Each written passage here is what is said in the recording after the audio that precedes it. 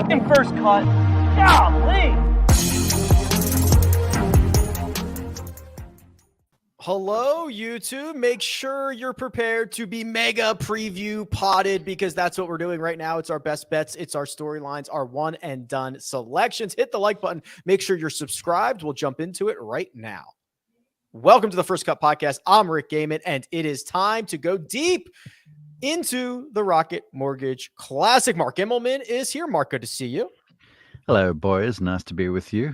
Looking forward to this week, I've got to be honest. I love Detroit. This is a great event. And right near the end of the season now, so it's all very exciting for me. We are sprinting to the finish line. The coach is here. Coach, good afternoon for you. Still morning for me. I know. I'm here for 3 weeks. I'm pumped too. This is a sneaky, solid field this week. I'm calling 2 straight weeks on PGA Tour Live, and then I'll call the Utah Championship on the Corn Ferry Tour, which the race for 25 is very, very exciting over there. So this is the best time of the year for golf. And as I always say, this emotion, this real emotion, you can't He's buy going it. there. He's You going can't buy there. it. I am. Every single He's going time. there already. It's fine. We're headed to Detroit. And Mark, this is another one. So this kind of goes hand in hand with the 3M Open from last week, right? Both of these events were added to the schedule at the same time. So we are entering now year number 4 of the Rocket Mortgage Classic being held at Detroit Golf Club. There is a big initiative to not only play great golf, but to get internet access into the hands of a lot of the underserved that we have in Detroit. And you'll see a lot of guys do a lot of fundraising, a lot of going out and doing some clinics in the community. It's a really good example of kind of what the PGA Tour does on a weekly basis this week in Detroit. There really, it really is. And every sponsor on the PGA Tour does such a beautiful job of activating within the community. But Rocket Mortgage, they take it to a different level. I mean, they have players in there and they're giving clinics to kids. Mm-hmm. They've got that the Shipman's scholarship and the Shipman player, the winner of the little tournament that gets into this event. And of course, they got the 313 challenge. And you mentioned that they've got the internet connectivity for the kids in the inner city. So you get there and you go to this town in Detroit that's this great sports town, this great music town, and sort of fell on hard times some, but you're flying in there and you can see the city sort of rebuilding some. And then this golf course is it's a gem. It's typically old school with a beautiful genteel clubhouse, tree line moving in 2 directions, Donald Ross. And it's sort of like a throwback when I get there to Motown and the greats of the past. And so I just love it. I've only done it this will be my second year. The first year it was during the COVID lockdown when it went back, and I was not on the crew for that when I had the week off. But when I got there the first time last year and I saw the course and I drove around it and talked to the players, I was all in, and we had a great week, and I'm looking forward to getting back there Friday morning. Yeah, you can expect some fireworks. That 313 challenge that Mark references, Coach, if this happens, especially while you're on air, would be the most amazing accomplishment I've ever seen. You have to make an eagle 3 on hole 14. You got to make an ace on 15, and then you got to back up that stretch of 4 under by making another birdie on 16. If you do that, they donate $313,000 towards Detroit's digital device. It should be $313 million. No, but you get to do this over the week, if I understand correctly. Yes. It doesn't all have to be in like 3 holes in a row. You can go like. Oh, if that's Mark, true, I think that's new then. It's not right in a row. It has to be over the course of the week, but I believe it's one player. Okay. It's one player. 100% you guys are right. Thank God. I'm like, how do they ever expect somebody to do this? No. A 5 under 3 hole stretch. You're right. It is. You can do it over the course of 4. Okay. I feel a lot better. That's why we're here for you, Rick. That's why we're here for you.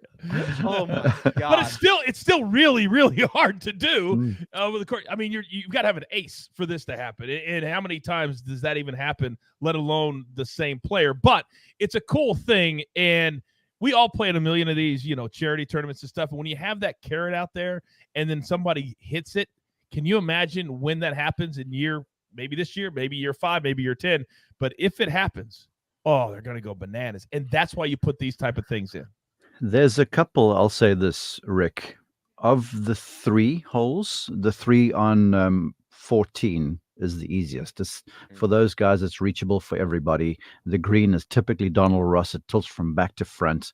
And you see a number of eagles made on that hole. And incidentally, every eagle made, every birdie made, there's money raised towards the local charities as well. And then with that short 15th, it's a green with like 2 plateaus, 3 in fact, and there's a very receptive bowl in the front corner. And I would like to think that my boss Seller Shah will get with the PGA Tour rules guys and Rocket Mortgage and go, hey, Saturday or whenever, let's put this receptive hole location over there, kind of like they did on 16 at the Waste Management WM event, Phoenix Open, because then one is possible. Now, look, one's impossible, but it's possible. But I tell you what, of those 3 holes, making a 3 on 16, that is legit stuff, because that's a pretty good hole. There's these 2 bunkers in the landing area that you got to sort of thread between. You either play short or you try and hit them over or thread between there. And then you just don't see many 3s on that hole for some reason. So it's a fun stretch of holes. It really is. And I hope they have that real easy hole location on the par 3. The field, coach, you mentioned it, low key pretty good here. A couple of boppers at the top in Patrick Cantlay, Will Zalatoris, Max Homa, Tony Finau coming off of his victory last week. And then you kind of get to the next tier, which is like the guys that I really like, this crop of up and coming guys like, hey, Cam Davis is here. Maverick McNeely is here. Cam Young is here. Like, let's go at, I'm very excited. This field it's my guys, right? Not everybody might be excited about this, but these are the guys I like to watch. It's a great mixture between the vets and the guys like a Patrick Cantlay and Finau who are positioning themselves at the top for the playoffs, because a lot of them will not play next week at the Wyndham. And then you got the young guys who either don't have status and are playing their way in, like Chris Gotterup. If players don't know this kid yet, we featured him on PGA Tour Live this past week. He's fun. He's powerful, and there's a lot of these young guys. So I kind of said on social media, you're going to have a mixture. Probably 70% of the field last week is here, and then you've got that influx of the Zalatorises and the Cam Youngs and the guys that are competing for the FedEx Cup. So I think you're going to see different strategies. I think handicapping is going to be very, very difficult this week because not everybody is going to be playing the same way or for the same purpose, and I think that's very, very key. Yeah, there's a lot of jockeying going on right now for positioning, whether you're already on the inside or if you're on the outside looking in. And Mark, we've seen, the last 2 winners of this event, Cam Davis, Bryson DeChambeau, you could argue it was the bomb and gouge approach to Detroit Golf Club, but we've seen guys like Kevin Kisner have a really good stretch of golf here. There's a few ways to get it done, even if the predominant path might be by pulling driver and hitting wedge into every green. The couple years that the long guys won, Bryson, and remember when Bryson won, Matt Wolff was part of the storyline too, and he stumbled there at the end of the event. So those were long hitters. But both editions of those events was when this golf course got a lot of rain leading in, and it was quite soft. And so it became a situation where it would just bash the thing as far as you can, and then hit wedges to these receptive targets. But the thing about this Donald Ross course is it turns, like I say, and the bunkering is set away from some of the greens. And it does give you the approach to run one up if you need to. So if it gets to playing firm and fast, I think it's going to be a really fun examination. And that's when someone like a Kisner or someone like a Kevin Streelman, for argument's sake, can really thrive because they're long enough. But if you get the fairways rolling out, then they can have a little fun too. Now, it's logical if it's soft and receptive and it's playing longer. Hitting a 7-iron to a target versus a wedge, especially these ones with these humps and hollows on the greens, you're ceding the advantage to the longer guy. But it's still there, and that's the beauty of the Ross course, is that you've got to hit irons well, and then you've got to putt well, and you've got to be pretty smart about where you leave shots, and that's where, a Kisner, for argument's sake, will thrive. So I think it's cool. I think you're going to see a pretty eclectic-looking leaderboard, and there's no doubt that the guys at the top, in my estimations, will be sort of playing from the fairway some, but I feel like more just hitting quality iron shots and putting well.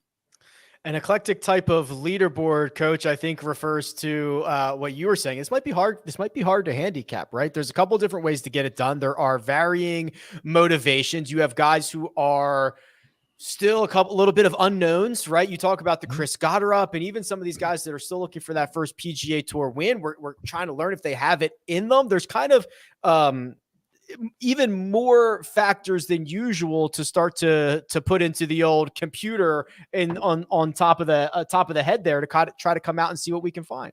Well, let's think about all the different scenarios that we could have in play this week. You've got the guys that are the bubble boys. And even if you're 128, 129, or 130, you are into the FedEx Cup playoffs, because there's kind of an asterisk this year, because there's going to be at least 5 names, between 5 and 10 names that fall off that went over to live. So you've got that factored in. So then you kind of can give yourself a little bit of leeway, but not a whole lot. Then you got the guys like a Chris Gotterup, for instance, that don't have status, that can't even make it to the playoffs, but they would love the opportunity, much like Colin Morikawa, Matthew Wolff, and those guys a few years ago, to never step foot on the PGA Tour. So a high finish or a big money finish, and they can do that for next year, just like Will Zalatoris did. Then you got the top guys like a Finau. And this is what I love about the Tour Championship being staggered now.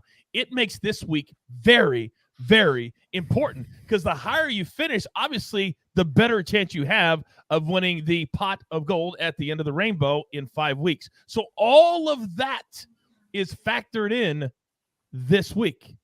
It's going to be fun.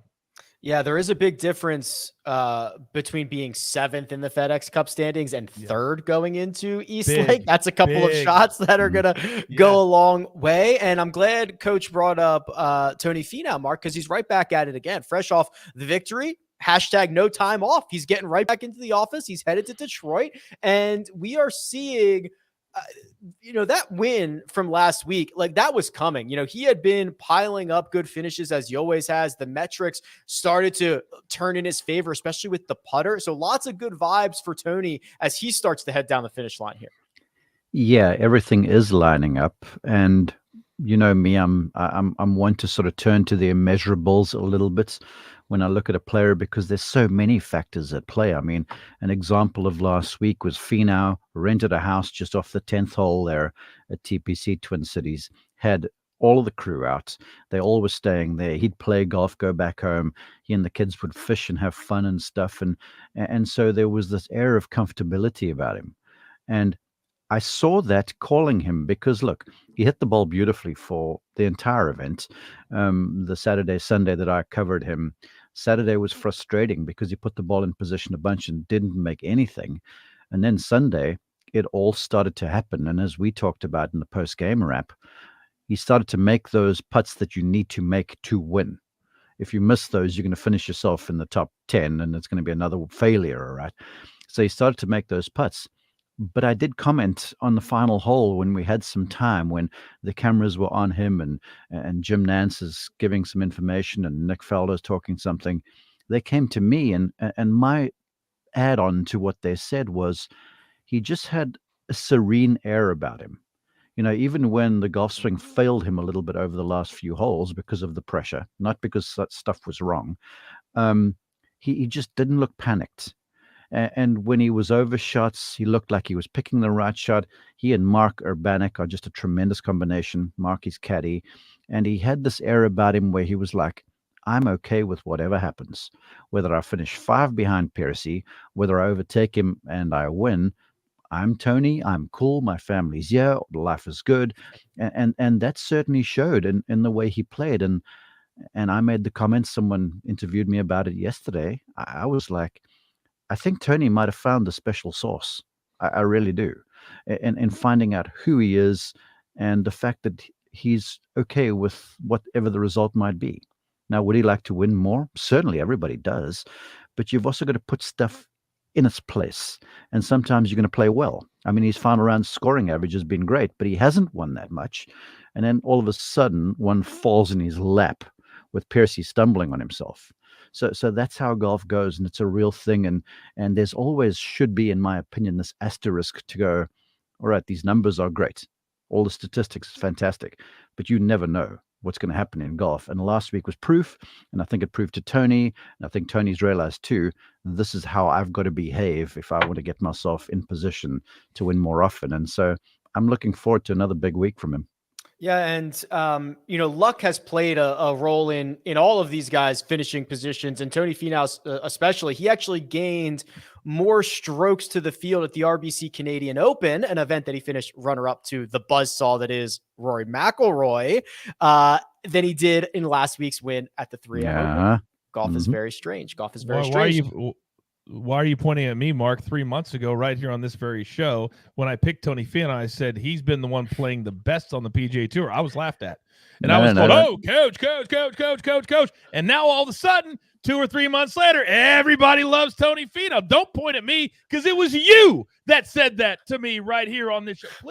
Please explain yourself. Wait. I wasn't pointing at you. I was pointing at Rick and his strokes gained number to say, yeah. Oh, well, either way, I'm still going to say the same thing, because it was you that came on the talk. You're like, whoa, easy, coach. He can't make anything. And I said, I just called him for 4 days, and he hit it as well as anybody on tour all season. I said that right here. And I'm not saying that to pat myself on the back, but I think that we all have pretty good, smart golf minds, and I love chopping it up, and I love going at Mark. Love it. But when we really look at it and we really take all the joking out and all the fun out, if Tony Finau, it's as simple as this. If he makes putts, he will win the FedEx Cup. Mm-hmm. That's how good he is hitting the ball right now. If he makes putts, I don't care about Scheffler. I don't care about any of those guys at the top. Tony Finau will win the FedEx Cup if he makes putts. Rick, that's a call there, and I will back it up with just a personification of that. And his name is Cameron Smith. Guy hits the irons well. You can point to iron metrics all day long, but Cameron Smith wins because he chips and putts great. Mm-hmm. He's playing out of the rough often. When he hits the ball in the play, then he can play some offense and stuff. But that's the thing. If you can hit irons well, look, length is an advantage. I've never discounted that or disagreed with that. But you have to be able to save strokes when stuff is bad, and then when you're in position, like Finau was, because remember, Scott Piercy has a lead. Now, sure, he's making a big error on 14, but Tony, leading into that, made this curl on 11, makes a little uphiller from 15 feet. He normally misses that sort of stuff.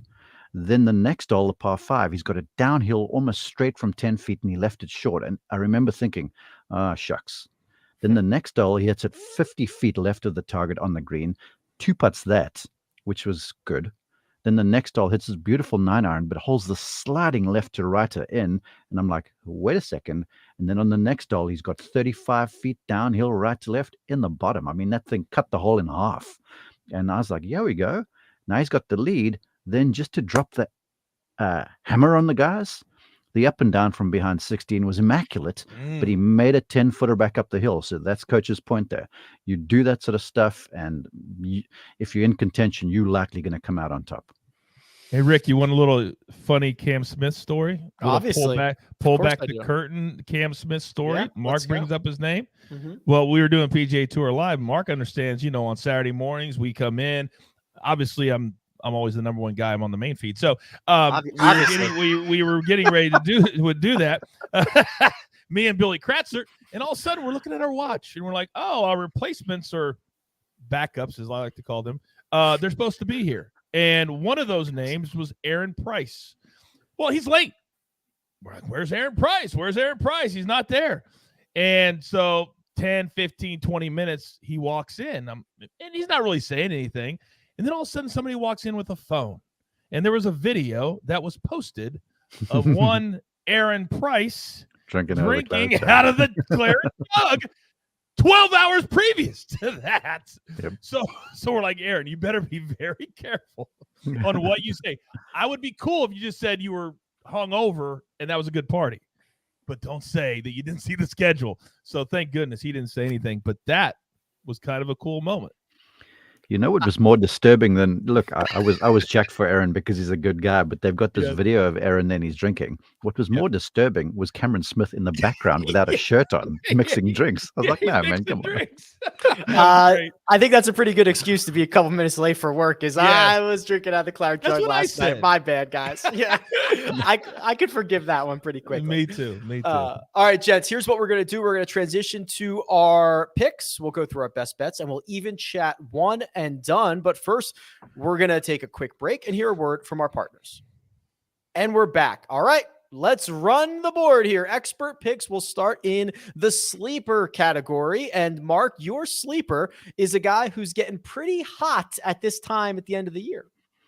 Well, look, before I point these out, I want to say that I went and I had a look at the rundown and I saw yours in there. And I was like, Rick is going a little off the board here because I had the typical cats. I mean, I was going to play Kevin Kisner as a sleeper and have like Cam Davis as a top tenor. And I was like, all right, I'm going to think a little bit here like Rick clearly has. And so Chesson Hadley, there's something about this guy. He's that good that he shouldn't be in this position where every year he's having to do something crazy just to get in the 125 in the playoffs. Mm-hmm. Last year he made an ace at the Wyndham, remember, on the 16th. To get in on the number, right? Yeah, on exactly. The number. Yeah. And he's just been, you know, because we've covered the last few events. And then I just hear Chesson Hadley, and I'm hearing the name a bunch. And then I make a point of watching him hit, and he's got this big sling and draw that he's hitting, and he's making putts, and he seems like he's got a little confidence going on, some swagger. So I was like, that's a big number. He's obviously playing well. I think it'd be a worthwhile look to lay a little $1 or $2 on Chesson Hadley this week. He's made 6 cuts in a row. 3 of them are top 10s, including a top 10 last week at the 3M Open for Chesson Hadley. He's 100-1 over at Caesars Sportsbook. Coach, you found yourself a sleeper, 50-1. Who'd you pick? Yeah, I'm laughing at Charlie in the chat. He says, wow, did Mark just pick a long shot? I know. Charlie, please, man, please. It only took 30. It only took 39 events, but we got it figured out. Here we go, Mark. Solid, baby. Solid. That's a sleeper. All right. So Troy Merritt, he was a top 10 at this event last year, and he's the type of player that he just kind of goes along. He very unassuming, never has any attention, and then he'll pop up and win at the most random times. So I said he played here well last year. He can win on the PGA Tour. So at plus 5,000. And for those of you watching at home, we're not saying that we're picking Troy Merritt or Hadley or Pendrith to win. But if you like them and you have a head-to-head or a top 20, that's a really good number. These are names that could slide in there. That's what sleepers are. I think Troy Merritt could easily have a top 20 this week. And if everything falls correctly, compete for the win. Yeah, playoff in this event last year. Remember, it was 3 guys. Joaquin Niemann, who went bogey-free the entire event, Troy Merritt and Cam Davis. That's right. And Merritt and Davis went 5 holes before. That was fun. I think Cam eventually made a birdie to win. The runner-up finished last year for Troy Merritt. Also finished 8th the year prior. So obviously when he gets to Detroit Golf Club, he's got some good vibes.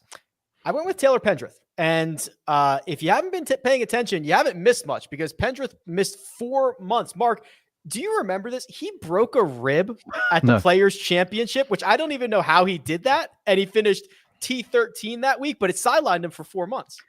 Well, he's a tremendous talent. And on my podcast, this is not shameless promotion. It's called On the Mark, just for the record. I like that. It's a good name. It's a really good name. Well, we just all golf instruction, right? And I'm here to bring game improvement and ideas to people.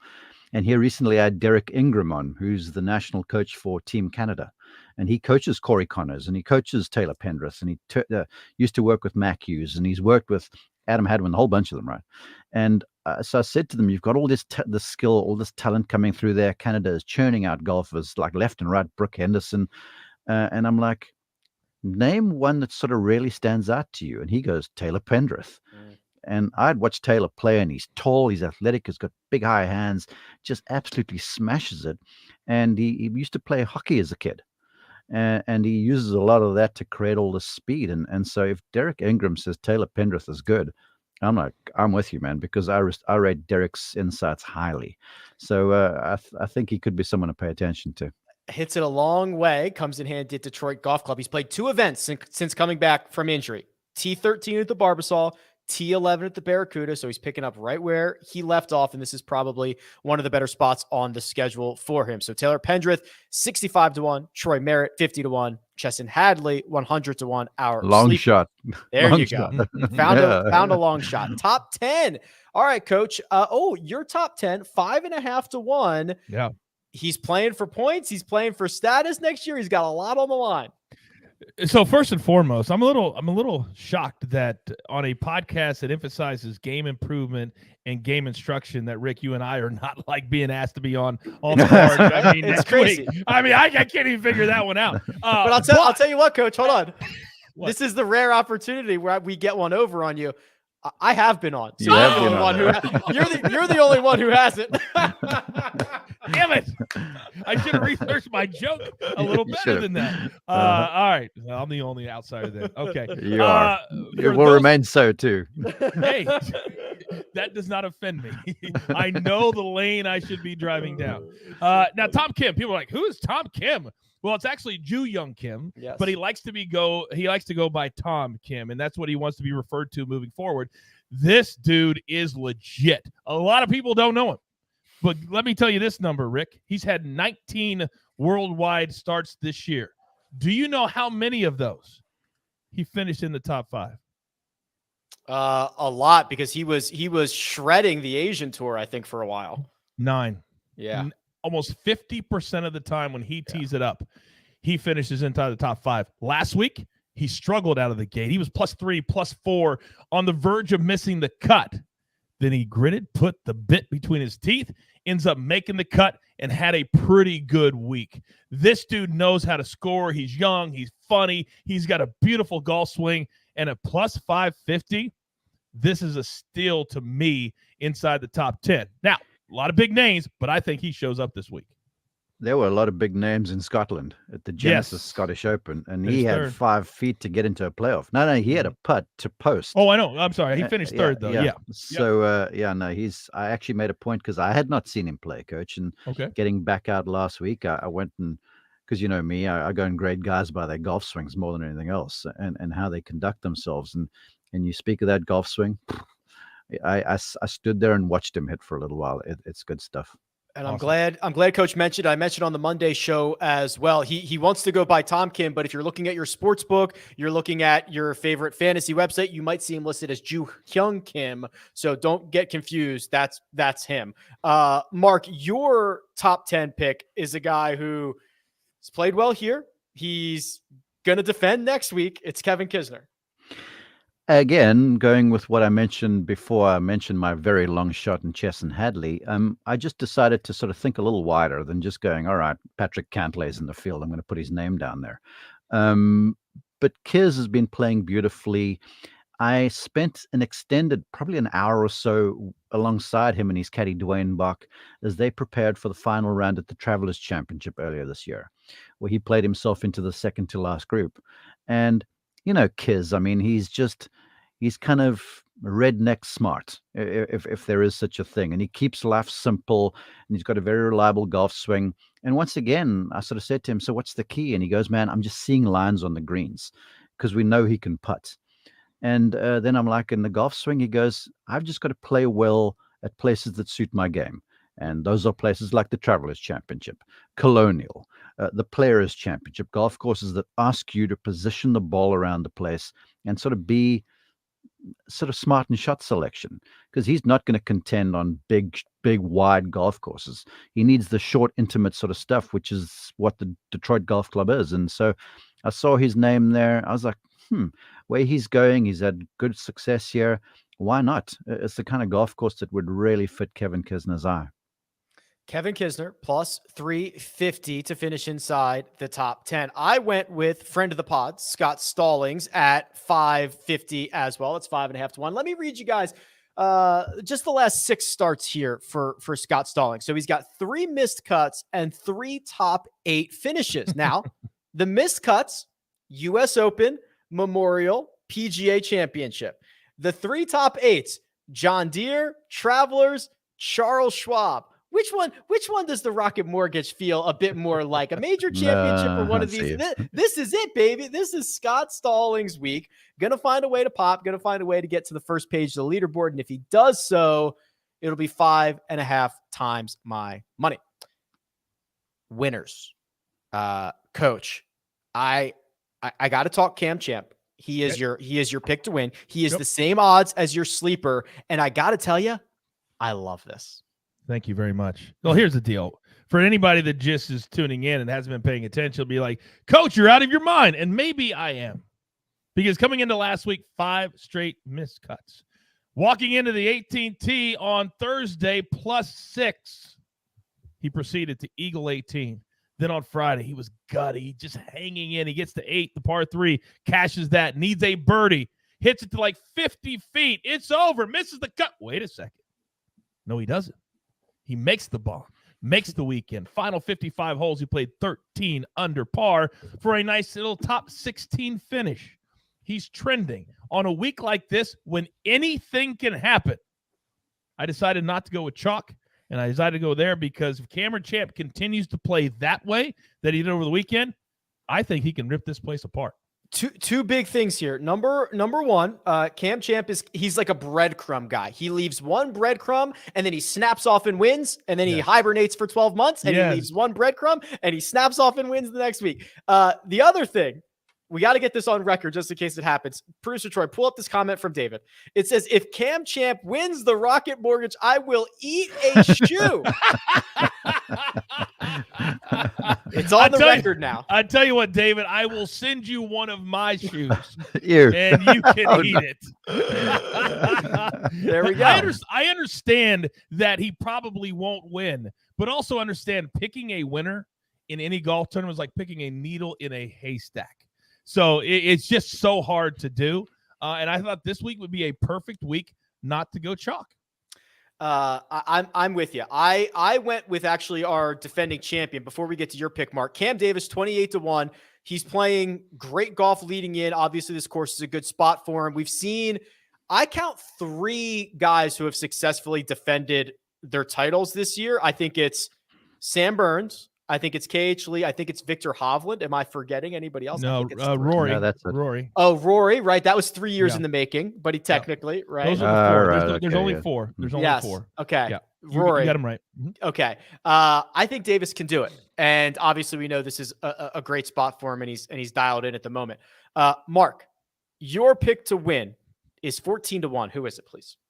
Well, hold on. Just to put a bow on the Davis thing, horses for courses is a big deal. It really is. You know, a golf course that just fits a player's eye and they see lines off the tee and they just feel comfortable on greens. And Cameron Davis, what made his win last year impressive was he was just sort of lurking. He didn't surge to the front of the pack or whatever. He was just around there and just picked off birdies and stuff. And the next thing, he makes an unreal birdie on the last to get into the playoff.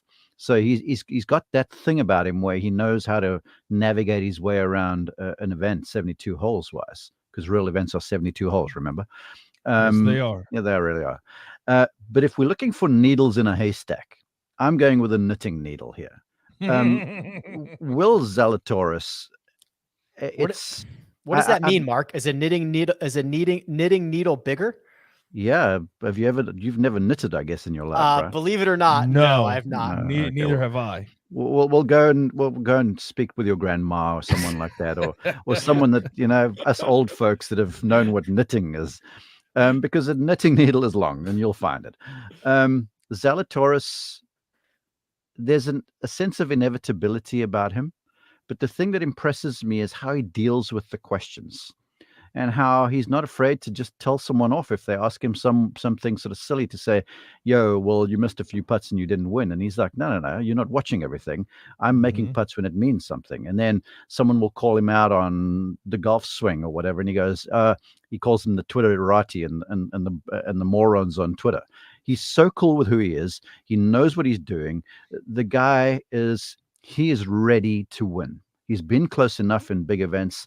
And I feel like he comes into this week where it's not a major event, but it's got a major championship type feel, the golf course, you know, one of those old school northern places. And I feel like he just freewheels and goes. And he's long enough to do all the par fives, and he's going to get a bunch of wedges into targets. So you add that all up, I feel like he's going to put a bunch of birdies on the card and being a part of the storyline. Zalatoris, Champ, and Davis. Go ahead, Coach. Well, I was just going to say real quick, I looked at Zalatoris and I thought about him, but I've started to put him in my category, Rick, of a Brooks Koepka, but a positive Brooks Koepka, in that I feel like real Zalatoris is really good at really hard golf courses. And then when you go to a place where you need to go low, or a lot of guys are going low, it's not that he gets disinterested. I just don't know that his game is made to go to 15, 20 under every single week. And so that's why I steered away from him this week, because he does get so elevated for the really big events. And I love that about him, but this is not that. And that's why I stayed away. But I'm not saying it's a bad pick. May I? Because if you watch his birdie production, I mean, with his length, par fives become par fours. You get so many wedges into targets, and he's a great wedge player. People don't respect him for how good he is with a wedge. And he's turned my head with that. The reason why, Coach, I feel like he does better in the big major championship events is because the scores don't get low, and because the scores staying low, you can make a bogey or two because you miss a short putt or two. In these sorts of events, you cannot afford that. So I see what you're saying here. I'm not going to say he doesn't go low very easily, because he makes birdies enough. He's just got to get through a week on a course like this, not missing any of those sort of silly little ones. Exactly. Okay. Zalatoris, Champ, Davis, which leads us to our best bets segment. And this is where we go over to Caesar Sportsbook. We scour every square inch. Now, the one that I want them to put up, guys, I want any cam to win. I want access to all the cams. So there are what odds could I get on that? There are 6 of them in the field this week. Cam Davis, our defending champion. Cameron Young. Tringali. Wow. Percy. Okay. Champ. Wow. And I'm taking some liberties here. Camilo Villegas. Well, it's for that very reason that I was so proud of myself earlier when I talked about Cameron Smith, because in my head, I'm sorting through Young, Smith, Davis. There's so much on the go. It's like a minefield for an announcer. Yeah, there's a lot to keep track of. Best bets, Mark, I'll stay right here with you. You found a guy, he hits it long. It's top Englishman, so it's a nationality wager. Who is it, please? Well, first I did consider Cam Davis over Max Homer plus 110. But I'm going with Callum Tarrant, just the way he's playing. And in that, if I get this right, in that little block of players, in that Englishman segment, there's only 5 guys. So he's got to beat 5 guys, or there's 6 players or whatever. So as I look at him, I think he's the quality of the bunch. Who are they? Who's his biggest opponent? Well, Willett. I'll pull it up. Willett is definitely in there. I'll get the full list for you. But anyway, so the way he's playing, he's very confident, and all of the success has come of late. The beginning portion of the season, he wasn't at his sharpest, and it looks to me like he's now sort of figured out the PGA Tour, because there's something to consider. A lot of these players come out off the Corn Ferry Tour or College to Corn Ferry or whatever, and they make a splash. But the lion's share of them don't, because there's a statement I preach to every young aspirant professional I've ever worked with. And I'm like, never forget that with a new level comes a new devil. And so every level you aspire to and eventually get there, there's different stuff, whether it's more media, bigger golf courses, tighter hole locations, anything that might upset your apple cart. I think Callum Tarrant had some of that stuff, but he's figured it out. And the way he's playing, I feel like he's the pick of the litter in that group. 5 of them. Tarrant, Willett, Wallace, Luke Donald, David Skins rounds out the Englishman in the field for this week's Rocket Mortgage. Don't sleep on Danny Willett and David Skins. People never talk about David Skins. I'm telling you, he played pretty good last week.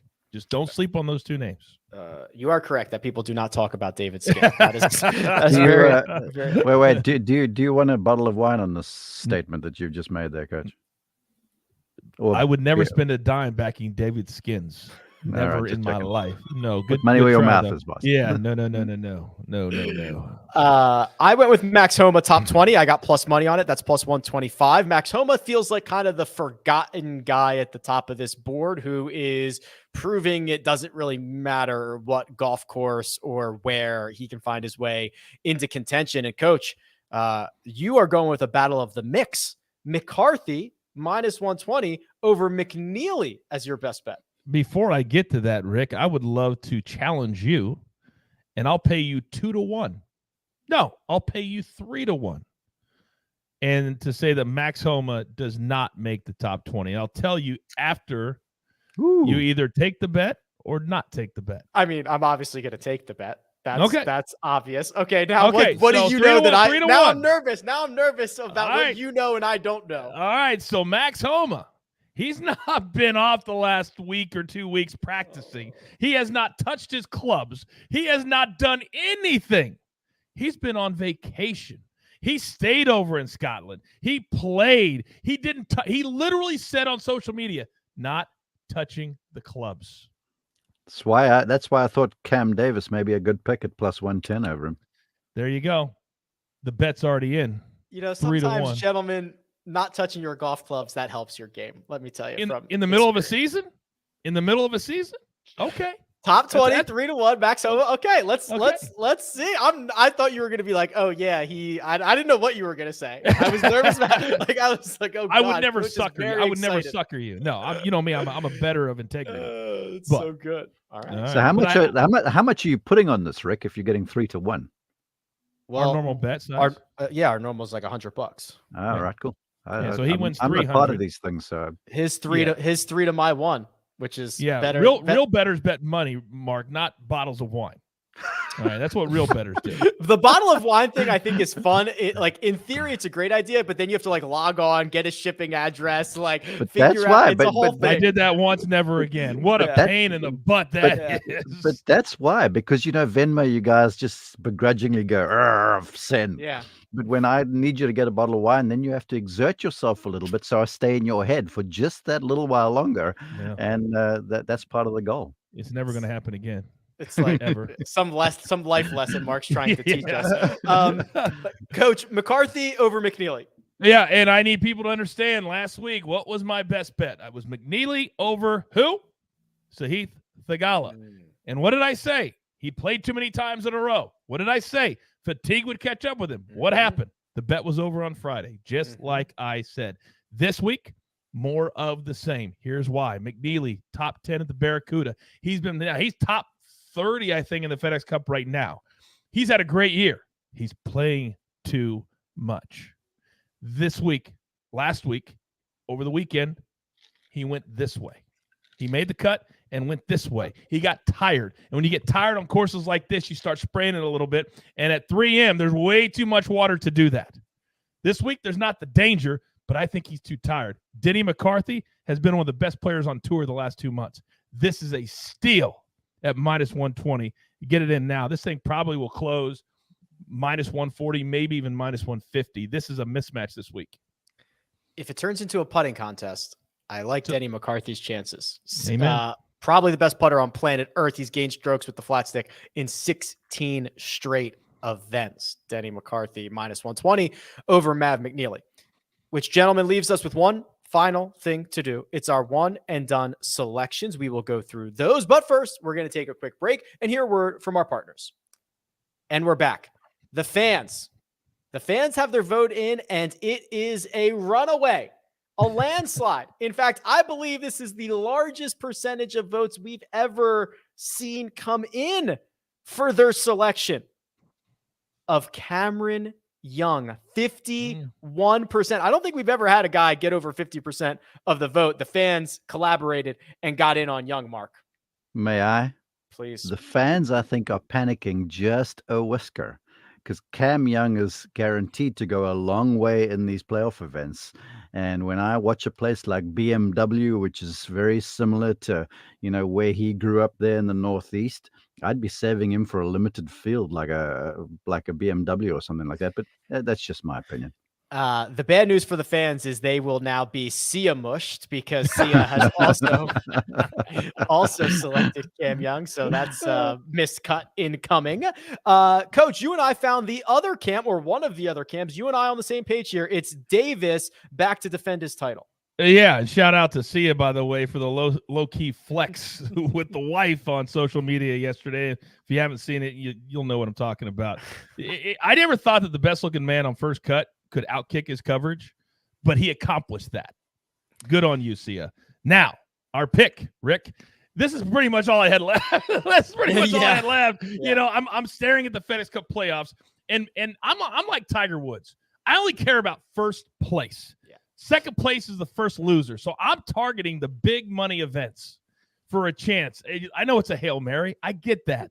But I got to give it a shot. So I had to use who I could use, and the defending champion was the best I had.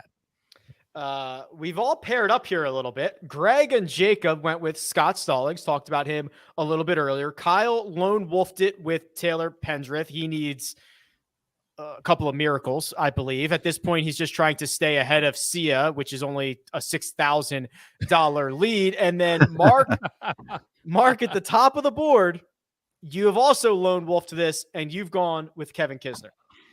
I might get caught out for this because I was being a little bit of a wise rear end when I made this call. I like Kisner around you. Let's be honest.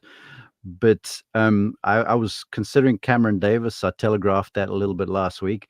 But then I just looked at some of the selections and I thought, why not just zig when everyone else is zagging? And so I was like, you know, I could go with Cameron Davis and sort of I'd use Cameron Young and sort of kind of stymie a couple of guys. But I was like, no, let's just be a little different. Let's try and build on the lead some. So I like Kisner. I like Kisner this week, as I made the point earlier. He's playing with confidence. And so I'm looking for him to build for me on the lead a little bit. You know, Mark, I always think it's amazing that the guy who's got the plan multiple weeks out, who is $3 million clear of everybody else, has gotten rid of the plan. Now you're all out of whack. Now you're going to be off schedule. Now you've got like 5 zeros incoming, I think. I don't have my plan in front of me. I had Neiman planned for this event, and then the guy decided not to play. So that was the thing. And I have like a number one pick and then a couple of others, you know, like a Russell Henley or whatever the case might be. And Kisner was one of my others for this week. And then I was like, no, let's go Davis. And then I was like, no, we'll stick with Kisner just for some fun. All right. Well, we'll see how that decision ends up shaking itself out. That's why I don't tell you who I was considering, because that guy is almost certainly guaranteed to beat out the guy that I actually end up picking. So I keep those thoughts generally to myself. So we'll see. But now you have to tell us. Now you got to tell us now. No, this week I don't have much left. It was Davis. I had to go with. Okay, gentlemen. Rocket Mortgage Classic coming up this week. Any final thoughts before we get out of here? I don't want people to forget about our brand new, we've added a betting show at 11 a.m. Eastern on Wednesday mornings. Correct. So, and it's just strictly bets. There's no storylines. There's no talking about anything. It's strictly bets. And I want people to tune in for that tomorrow. It's also handy because Wednesday morning, you've got all the information that's going to be available to you over the course of the week. And also the First Cut podcast, now a daily show, 7 days a week coming at you. I cannot imagine there are many golf podcasts that go 7 days a week. I say it all the time. I say, go find me a brand that goes 7 days a week, 365, and I'll wait. I'm still waiting. I'm still here. They don't exist. People don't grind like we do. We're the standard, and that's what the show should be called, the standard, not the First Cut. We'll work on the new branding. Yeah, I like that. That right there is the coach. You can find him on Twitter at the Coach Rules. It's producer Troy who's on the ones and twos doing all the hard work behind the scenes. That Mark Immelman is available at Mark_Immelman, and you can find me at Rick Run Good. This has been the First Cut. We'll catch you next time.